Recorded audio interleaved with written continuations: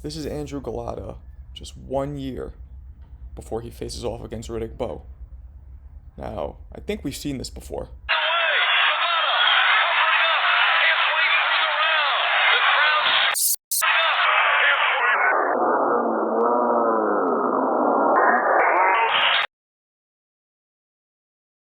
Hand and then missed it. Another low blow. This is a bad one. And Wayne Kelly is going to have. Andrew Golota won a bronze medal for Poland in the 1988 Olympic Games. A few years later, in '92, Andrew Golota turned pro. So just 1 year before he clashes with Riddick Bowe, Andrew Golota faces off against hard-hitting Samson Poua.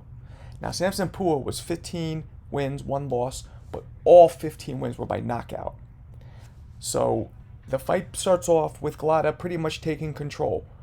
But out of nowhere in round 4, Samson lands a shot and has Golota dazed.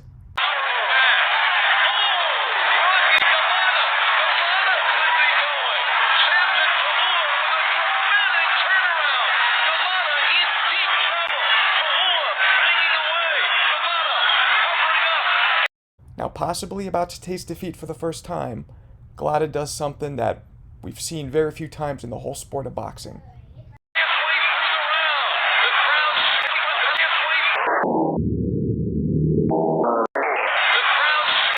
To get the hard-hitting, aggressive Poua off him, Golota bites down. And I don't mean bites down figuratively, I mean he takes a bite out of Poua's neck. And it works. Poua backs off for a second. And by the next round, Andrew Golota regains control and ends up stopping Poua.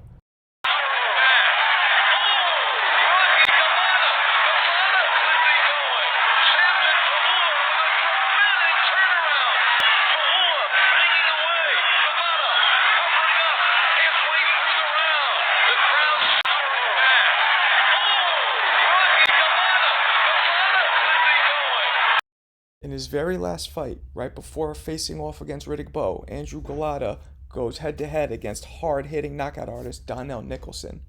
Now, Golota controls most of the fight, but here's a situation where Donnell Nicholson starts coming on, and Golota reacts in a way that, well, we see later on in his career. Let's go.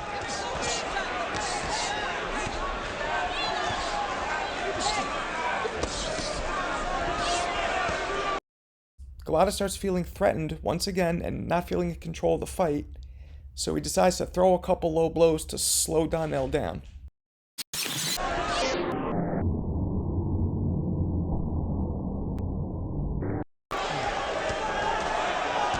That's a good lesson for young fighters out there. Pay attention to your corner. Now, once again, Donnell starts landing some combinations on Golota, and to back Donnell down, to get a little breathing room, he once again starts throwing below the border. I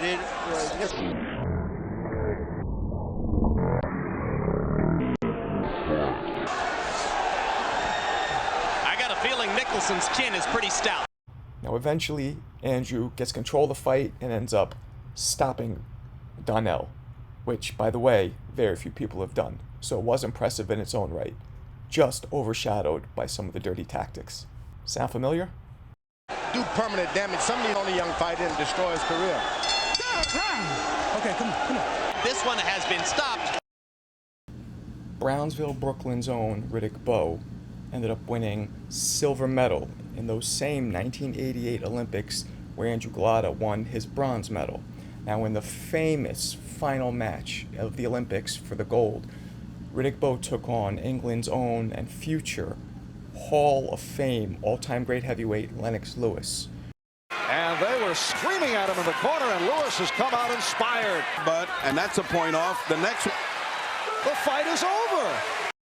In a controversial bout, the fight is stopped, awarding Lennox Lewis the gold medal.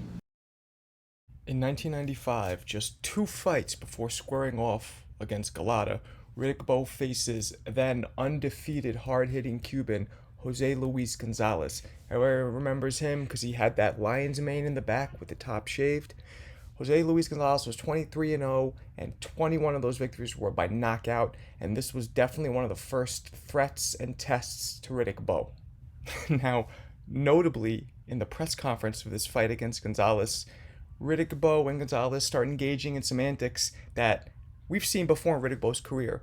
Press conference, talking smack, fighting, throwing things, all kinds of crazy stuff. This hatred comes from '87 during the Pan American Games, when he started with the same talk as he did for this fight. The old hatred I have bottled up, that fury from the past has surfaced again and is directed to... As a matter of fact, most famously, a few years back, Riddick Bowe has this famous altercation with then undefeated Larry Donnell, who just came off beating our own Jeremy Williams, giving Jeremy his first loss. And if you listen closely, Riddick Bowe ends up bringing that up. No, I'm not going to be doing any running. I'm going to be dancing. I'm not like a Jeremy Williams. I'm not like a Jeremy Williams who's going to stand right in front of him. I'm going to cut the ring off, and eventually he's going to have to fight, one way or the other. How you figure that? What? Where's the Jeremy Williams? Jeremy Williams? Jeremy Williams? See that, Jeremy? Even when you're not fighting, they're still talking about you. That's how it was in the 90s. So, back to the Gonzalez fight. Bowe and Gonzalez end up clashing, and Gonzalez starts off having some moderate success against Bowe, you know, moving a little bit, keeping his distance. Heavyweight title. Guns, an excellent job of spinning. Bowe with a hard right hand. Another landslide scores. Very few punches in return.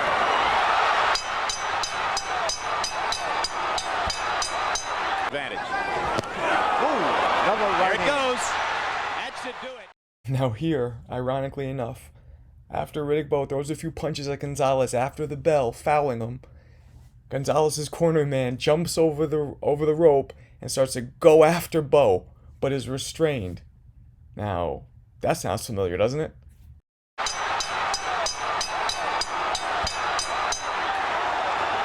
Bowe risking disqualification.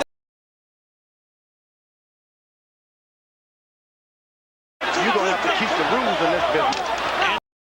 In Riddick Bowe's very last fight, before he squares off against Andrew Golota, he faces the living legend Evander, the real deal Holyfield. This is the third time that they fought each other. Begin round 4, trading shots in the middle of the ring. Crowd rises as Holyfield seems to stun Bowe with a left hook. From the opening bell, it was clear what's going to happen in this fight. Riddick Bowe was dominant.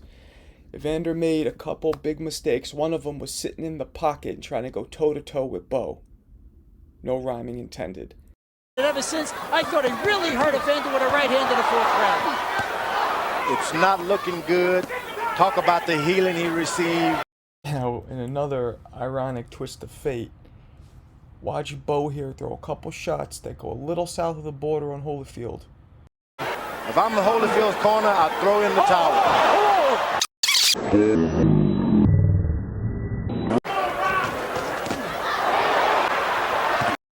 And now, showing the greatness, even in an aging champion, showing the greatness of Evander Holyfield, while Bowe is completely in control of this fight, Evander happens to time him perfectly and drops Riddick Bowe for the first time in his career.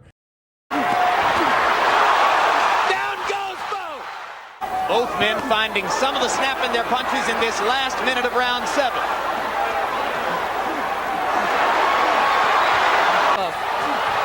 Hard right hand inside by Holyfield, and now down goes Evander. Third knockdown of Holyfield's career. Here's the 4th, and that's it. So now the stage is set. You have undefeated Andrew Golota, 28-0, matching up against Riddick Bowe, 38-1. The one loss was a close decision to Evander Holyfield. The stage is set to meet in Riddick Bowe's hometown at Madison Square Garden. Everybody was looking forward to this fight. They were deeming it as Bowe's comeback because he had been inactive for a little bit, and New York loved him, and he was the king of the heavyweight division, and everybody wanted to see Bowe fight. And there's even a face of Riddick on there. Dirty and make it a free-for-all. That's the only way it can become a free-for-all. A lot of rough, then Bowe is going to be out of his house. with a wild right. Bowe stepping inside and gets hit him. Now Bowe lands the left that feints and holds back the right hand. Now a quick. So shortly into the very first round, he starts unleashing and firing off low blows. So now I'm going to put up the official nutcrack counter, and we're going to follow the low blows throughout the whole fight. By Riddick, he seems to shed a little of the... Bowe keeps his left jab working. It's no contest. But if he gets out there slugging and roughing it up, Golota can win this fight and win it big. Bowe lands a hard left hand inside. Good short left hook. Comes back with the right. Golota lands a left hook punch. Bowe. Golota going down. Now, to give Golota some credit, Riddick Bowe had his trunks up very high, right? Well above his belly button, well above where they should be. So when some of the punches land on the waistline or on the belt line, it's actually legal. Here you see a perfect example of how some of these punches are landing right on the waistline or half waistline, half body. So I don't count those. So that did make it a little difficult, but most of these shots were clearly down south. Might have been a little below the waistline. Upstairs to see if Bowe holds and hits. Now Kelly comes back and tells Golota to keep fighting. 12 rounds, you get in your body punches to your fighter that never developed his skill to the fullest potential. Good left hook by Bowe. Golota comes back with a series of body punches. Bowe's landed a couple of heavy shots in this round. And there's another one as he gets the left hook in inside. Golota's dropping the right hand and creating opportunities for Bowe's left. Pretty fast pace in this second round. Crowd lights up as Golota lands a combo. Bowe's wobbled.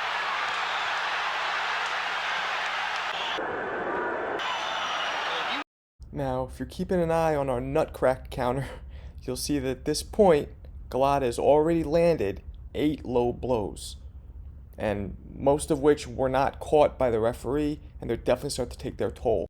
To guess right now, you think they're slowing in round 3. Golota comes out of the clinch with a left hook. Bowe landing with and the left himself. That experienced fighter. Golota with a solid low blow.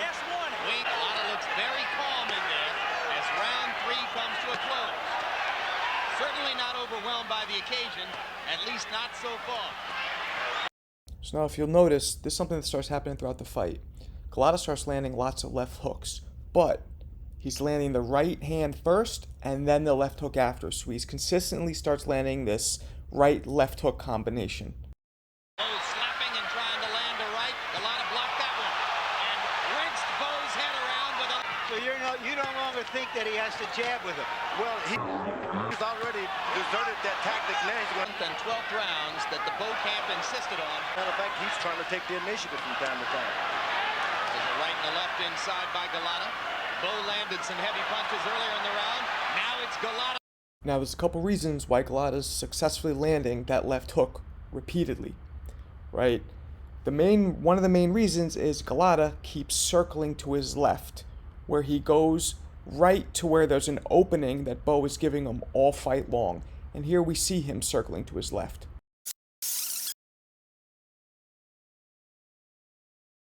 Was Holyfield's co-trainer for many years, and he's looking to catch him with that left hook again. Hard left, hard right. Bowe wobbles into the corner. Here, Golota rocks Bowe, has him wobble across the ring a little bit. But you see right after that, he goes back to throwing low blows. One thing that baffled tons of fans and Golota's trainers. Why are you throwing low blows when you're dominating the fight legally? Do it. You saw Golota measure Bowe for the right hand, and then another low blow. This is a bad one, and Wayne Kelly is going to have to give Bowe a point deducted from each of the 3 scorecards. Doesn't give him a good shot. Oh, just landed. Combination left Out of it.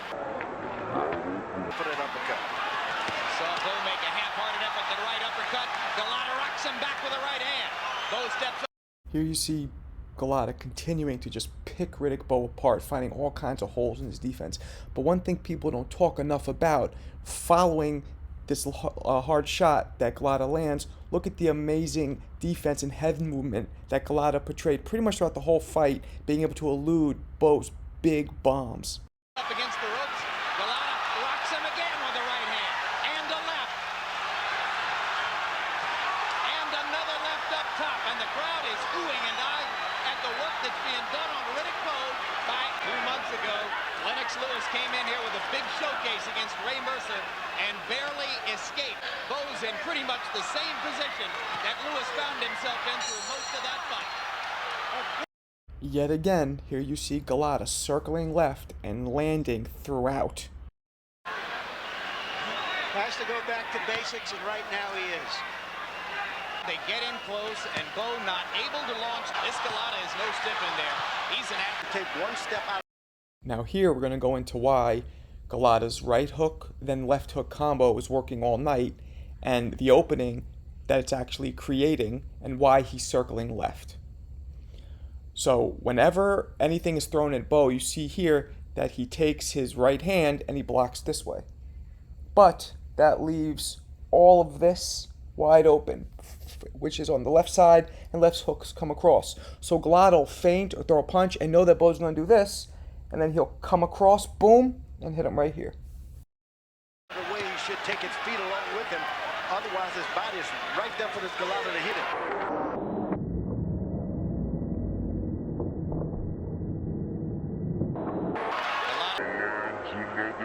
Took inside. Bowe tries to come over the top to the body. He's done too little of that in this round. Fall in love with his ability to hammer out this stuff. Bowe landed an uppercut finally. 1 point. Here Golota lands his 19th low blow. I didn't say 19th low blow in the fight, and the referee takes away the second point of the fight. For the second time, he takes a point away. So now at this point, the judges still have Golota up by about 2 points in the fight anyway, but it's starting to make a dent in the pointing system. Now you can see Riddick Bowe is finally getting pretty frustrated and ends up firing back and hitting Golota in the back of the head. Round.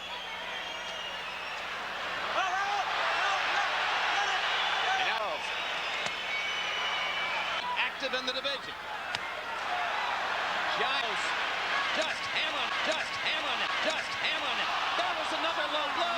Down goes Bowe, and that's it. That's it. Great. It's a disqualification. It's time. So now the most notorious part of this whole fight, and the part that's more well known than the actual fight, happens. Riddick Bowe's people, angry at all of the flagrant low blows, understandable, attack Golota directly, being like, you know what? You got disqualified, that's not enough. You want to hit my man repeatedly, illegally, in the below, we're going to get you. You're going to pay. That's that NYC mentality. You're going to pay for what you did. There's someone that understands that you're going to have to keep the rules in this business. And now there's a fight in the ring that's been started by some of Bowe's handlers who went after Lou Duva, and somebody's going to get hurt in there. After Riddick Bowe's first friend, or cornerman, or whatever, attacks Golota, very soon after, famously, another guy from Bowe's corner comes out and hits Golota with a two-way walkie-talkie. Hits him on top of the head, so much so to where you see, after they get separated a little bit, Golota starts bleeding from the gash in his head.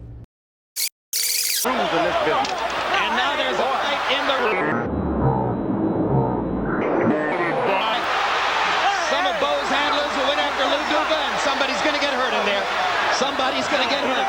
And there are more people trying to go in. And security. Don't do it.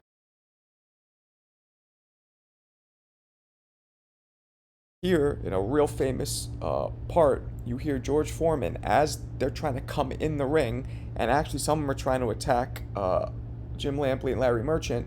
Some people say it might have been racially motivated, because at that point, anybody white there was most likely a Polish person for Golota, and everybody else was black or Hispanic, so it was kind of like black versus white, is what it kind of turned into.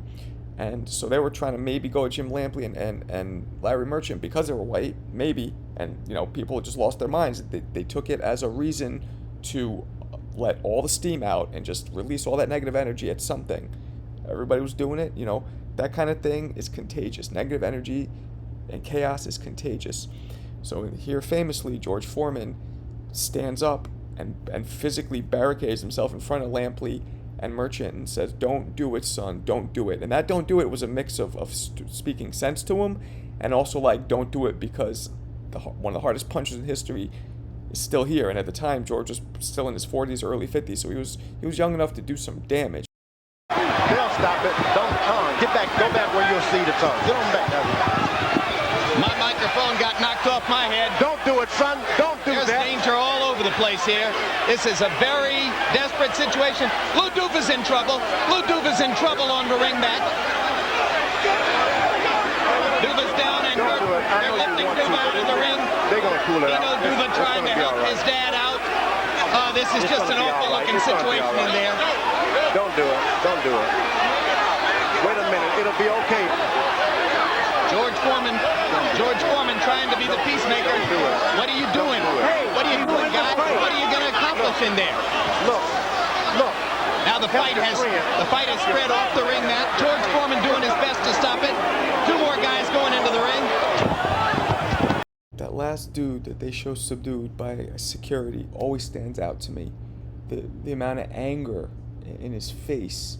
I mean, it just gives you, paints a perfect picture of how everybody in the arena that night lost it and how it was next level.